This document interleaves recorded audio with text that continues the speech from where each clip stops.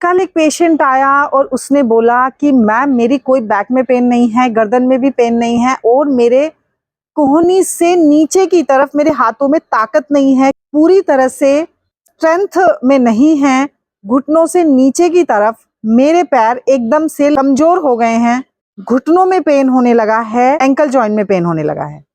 Patient थे करीब 60s में, 62 और 63 की एज में, और उन्होंने बोला कि बैक में या गर्दन में कहीं भी कोई पेन नहीं, यानी कि मेरी स्पाइन तो बिल्कुल ठीक है।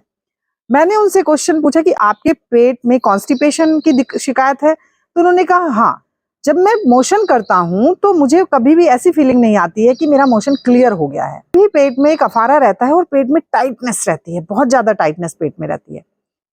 तो अब इससे आप क्या समझते हैं? आप सोचते हैं कि स्पाइन में कहीं गड़बड़ नहीं है? बिल्कुल है। आपकी बोन में कैल्शियम की कमी हो सकती है, न्यूट्रिएंट्स की कमी हो सकती है।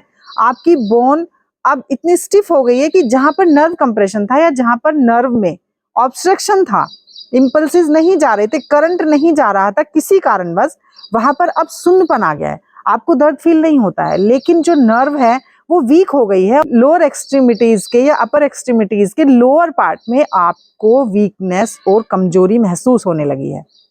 तो इस वाली समस्या को कभी भी अवॉइड ना करें, तुरंत डॉक्टर को दिखाएं, तुरंत अपने चेकअप्स कराएं और आयुर्वेदा, नेचुरोपैथी, यौगिक साइंस की थेरेपी से आप इस प्रॉब्लम को कतई ठीक कर सकते हैं, बिल्कुल ठीक कर सकते हैं।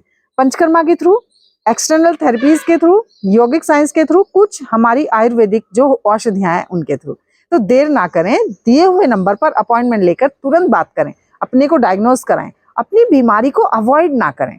स्पिरिचुअल स्पाइन चैनल को सब्सक्राइब करें, लाइक करें और कमेंट बॉक्स में कमेंट लिखें।